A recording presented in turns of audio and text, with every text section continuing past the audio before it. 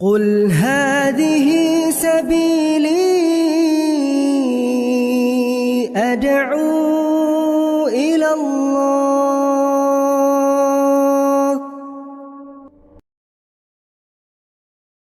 Assalamualaikum warahmatullahi wabarakatuh. Alhamdulillah kita ketemu lagi di channel Pemberantas Kemaksiatan Kaum Muslimin. Dan seperti biasa, sebelum kita masuk ke pembahasan, kami ingatkan untuk kaum muslimin yang belum subscribe ke channel ini, silakan subscribe untuk mendapatkan notifikasi ketika ada video-video yang terbaru yang kita upload di channel ini. Dan untuk yang sudah subscribe, kami ucapkan jazakumullahu khairan katsira. Dan kaum muslimin, ada video dari mantunya Rizik Syihab, Hanifah Latos. Hanifah Latos di dalam ceramahnya berbicara sampai urat lehernya keluar kaum muslimin, ya. Hanifah Latos nggak terima ketika cerita-cerita tentang karomah para Khabib Ba'alawi itu disebut sebagai cerita khurafat, cerita bohong, cerita dusta. Nggak terima dia kaum muslimin. Bahkan orang-orang yang tidak percaya dengan cerita-cerita dusta dari para Khabib Ba'alawi disebut bukan Ahlus Sunnah wal Jamaah. Jadi kalau Ahlus Sunnah wal Jamaah itu harus percaya dengan cerita-cerita bohong dari para Khabib Ba'alawi. Ada yang bisa menurunkan rantai emas dari langit, harus percaya. Ada yang bisa terbang, menembus langit, harus percaya. Ada yang bisa memadamkan api neraka, harus percaya. Ada yang sehari mi'raj 70 kali, harus percaya. Pokoknya cerita-cerita dari Ba'alawi harus dipercaya semua supaya menjadi Ahlus Sunnah wal Jamaah. Coba kita lihat video dari Hanifah Latos kaum muslimin. Dikit-dikit sekarang ceramah baik dicari-cari, yang bagian bicara karomat, khurafat katanya. Hayal, khurafat, nggak masuk di akal. Ente Ahlus Sunnah wal Jamaah apa bukan? Saya bicara akidah. Kalau akidahnya Ahlus Sunnah wal Jamaah itu meyakini adanya karamah, ya ikhwan. Coba ngotot-ngotot ya. Ente Ahlus Sunnah wal Jamaah apa bukan? Kita Ahlus Sunnah wal Jamaah meyakini adanya karamah, ya ikhwan. Dikira orang yang mengkritik cerita-cerita karamah dusta dari para Khabib Ba'alawi itu nggak percaya adanya karamah. Percaya. Kami percaya adanya karamah, percaya. Karamah itu hak, ya. Tapi beda. Karamah dengan cerita dusta Ba'alawi beda. Kalau yang diceritakan Ba'alawi ya kebanyakan ya bukan khurafat, dusta. Bukan khurafat, dusta, ya. Nanti kita buktikan, ya. Kita jelaskan nanti perbedaan karamah dan juga cerita dusta dari Ba'alawi, ya. Kita lanjut videonya. Kata Ibrahim Al-Laqani dalam Jauharut Tauhid, maka yakinilah wali itu punya karamah. Siapa yang menafikan karamah wali, fanbidan kalamah, buang jauh-jauh omongannya. Itu Jauharut Tauhid, kitab yang dipelajaran di pesantren-pesantren dari Sabang sampai Merauke, saudara. Di dalam Zubat disebutkan yang namanya wali itu tingkatan keramatnya tingkat-tingkat. Ada berbagai tingkatan, bahkan andai kata tahu-tahu ada wali yang punya anak, saudara, tanpa ada bapak, bisa saja, kalau bicara bisa saja, kata saya Ibu Zubat. Kenapa? Karena bukan soal walinya, bukan soal manusianya. Kalau manusianya maka ada batasan-batasan tingkat kemanusiaan. Tapi siapa yang memberikan dia? Allah. Saya mau tanya, jawab yang kompak, jamaah Majelis Rasulullah. Kalau Allah mau berikan hambanya hal-hal yang ajaib, Allah mampu atau tidak? Kalau Allah mau ngasih ada hamba yang hidupin orang mati, Allah mampu atau tidak? Kalau Allah mau ngasih ada hamba yang bisa terbang, tahu-tahu Allah kasih, Allah mampu atau tidak? Karamah itu bukan soal si walinya, bukan soal dianya, tapi siapa yang ngasih? Allah. Ini Kalimatul haq urida bihal batil, ya. Kalimatnya hak kaum muslimin. Memang Allah Subhanahu wa taala kalau mau memberikan apa saja kepada siapa saja, ya pasti bisa. Pasti bisa. Allah menghilangkan neraka, bisa. Bisa. Menghilangkan surga, bisa. Kalau Allah berkehendak, ya nggak ada surga, nggak ada neraka. Orang bebas hidup semaunya. Bisa. Kalau Allah berkehendak, bisa. Apa yang nggak bisa? Semuanya bisa. Kalau Allah berkehendak, membolehkan laki-laki dengan laki-laki, wanita dengan wanita. Bisa. Apa yang nggak bisa bagi Allah? Kalau Allah Subhanahu wa taala berkehendak menciptakan manusia yang lebih mulia daripada Nabi Muhammad SAW, bisa apa nggak bisa? Kalau berbicara bisa ya bisa. Apa yang nggak bisa? Hah? Ya, umpama Allah Subhanahu wa taala berkehendak menjadikan Hanifalatos ini lebih mulia daripada para nabi, lebih mulia daripada para malaikat. Bisa apa enggak? Ya bisa kalau bicara bisa. Apa yang nggak bisa bagi Allah? Hah? Tapi kan Allah punya aturan.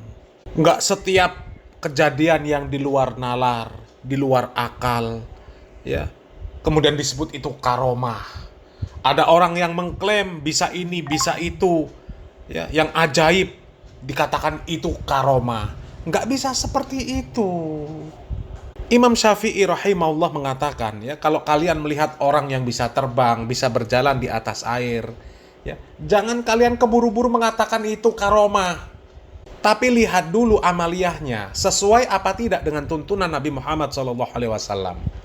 Ya, jangan langsung sebut itu wali punya karomah. Ya, lihat dulu amaliyahnya. Kalau sesuai dengan tuntunan Nabi Muhammad SAW, maka benar itu orang wali diberikan karomah. Tapi kalau amaliyahnya tidak sesuai dengan tuntunan Nabi Muhammad SAW, maka itu ya wali syaiton. Itu bukan karomah. Itu pertolongan syaiton. Seandainya itu benar terjadi, orang bisa terbang, bisa berjalan di atas air.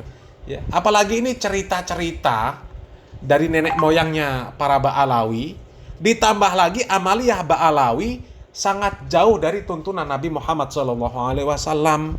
Sholawatan ketimpringan, mana ada tuntunan Nabi Muhammad SAW sholawatan ketimpringan? Hah? Ziarah kubur ketimpringan, kuburan dihias-hias, dibangun-bangun megah. Itu tuntunan dari mana? Mau disebut itu wali? Wali apa kalau menyelisih Nabi Muhammad SAW? Hah? Kalau menyelisihi Nabi Muhammad SAW, kemudian bisa terbang, bisa berjalan di atas air, punya kesaktian, itu wali syaiton. Ya, bukan waliullah, bukan karomah, itu pertolongan syaiton. Ya, coba kita lanjut videonya dulu kaum muslimin. Yang mana segala mungkinat tarku kulli syai'in aw fi'lihi. Kalau Allah mau kasih, Allah mampu, Allah bisa. Kenapa kau membatasi kebesaran Allah Subhanahu wa taala? Siapa yang membatasi Allah Subhanahu wa taala? Enggak ada, ya. Justru yang membatasi kemampuan Allah Subhanahu wa taala yaitu orang-orang aswaja. Mereka menolak dikatakan Allah di atas arsy. Menolak. Karena apa? Bagi mereka nggak mungkin Allah itu di atas arsy. Kalau di atas arsy berarti Allah butuh arsy. Kalau butuh arsy berarti makhluk. Kalau Allah di atas arsy, lebih besaran mana? Lebih besaran Allah apa lebih besar arsy? Mereka membatasi. Ketika dikatakan Al-Quran kalamullah, mereka nggak terima. Karena bagi mereka Allah itu nggak boleh bicara pakai huruf, pakai bahasa, pakai suara. Karena kalau bicara pakai huruf, pakai bahasa, pakai suara, itu makhluk bukan Allah. Lah kalau Allah berkehendak, bisa apa nggak? Ya bisa. Tapi ditolak oleh mereka. Giliran cerita karomah wali yang di luar nalar, mereka langsung terima. Iya, itu benar ceritanya. Ya, Faqih Muqaddam Mi'raj sehari 70 kali itu benar. Ya. Menurunkan rantai emas dari langit itu benar. Menurunkan hujan susu benar. Memadamkan api neraka benar. Bisa masuk surga kapan saja. Kalau suntuk ke surga, kalau bosan di surga keluar lagi. Ya, itu benar, dipercaya. Giliran Allah Subhanahu wa taala sendiri yang mengatakan Allah di atas arsy, nggak terima, nggak mungkin. Lah kalau Allah berkehendak, apa yang nggak mungkin? Ya mereka tetap nggak terima. Yang mereka terima, ya cerita-cerita dusta dari Ba'alawi. Itu yang diterima. Ya.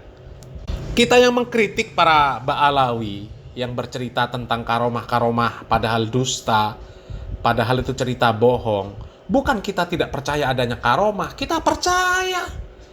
Ya, percaya. Banyak kisah-kisah orang-orang soleh mendapatkan karomah.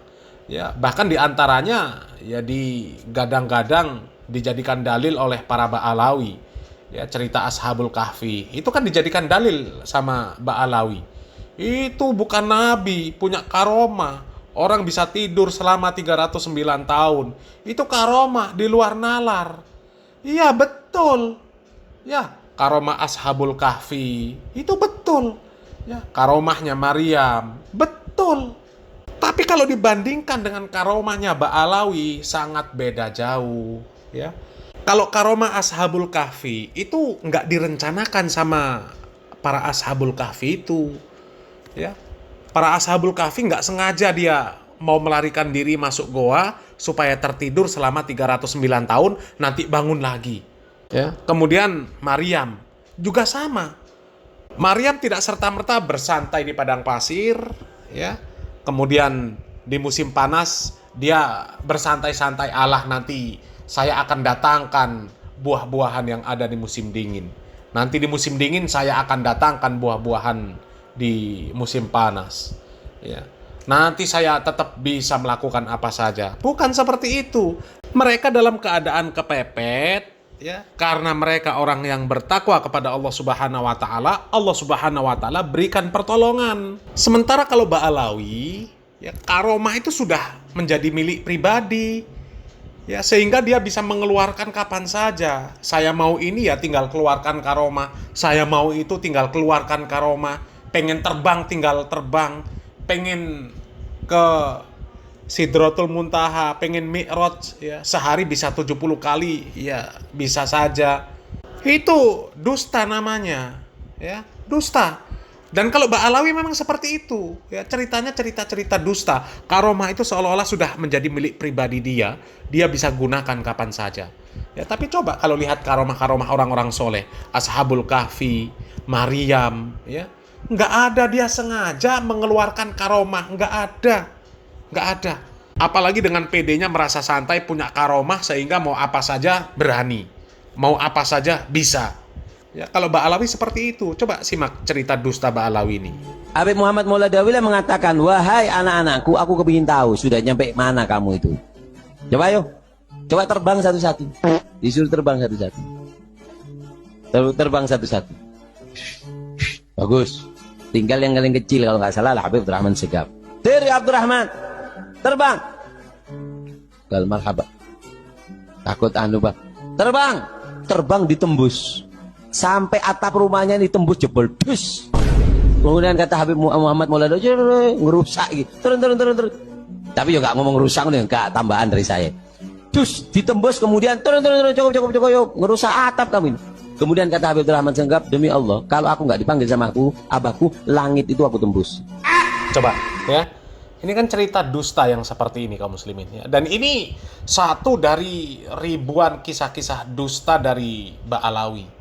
Jadi karomah itu seolah-olah sudah mereka miliki secara pribadi, ya, seperti mereka punya mobil, ya, nanti kapan saja mereka mau pakai mobilnya bisa, ya.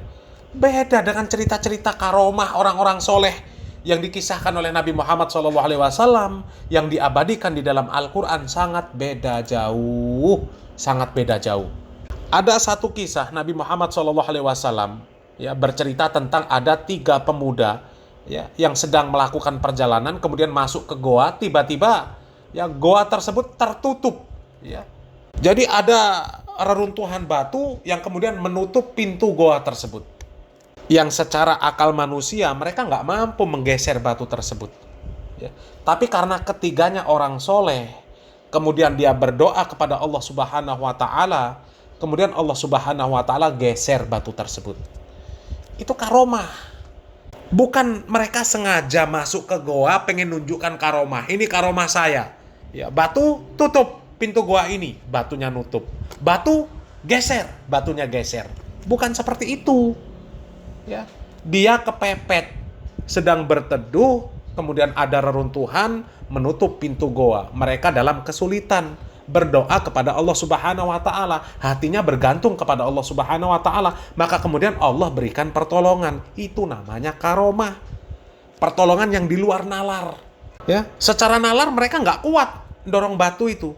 Tapi ternyata batu itu digeser oleh Allah Subhanahu wa taala karena amal solehnya orang tersebut, 3 orang tersebut. Tapi coba kalau Ba'alawi, semua karomah-karomah Ba'alawi itu seolah-olah sudah dia miliki. Ya.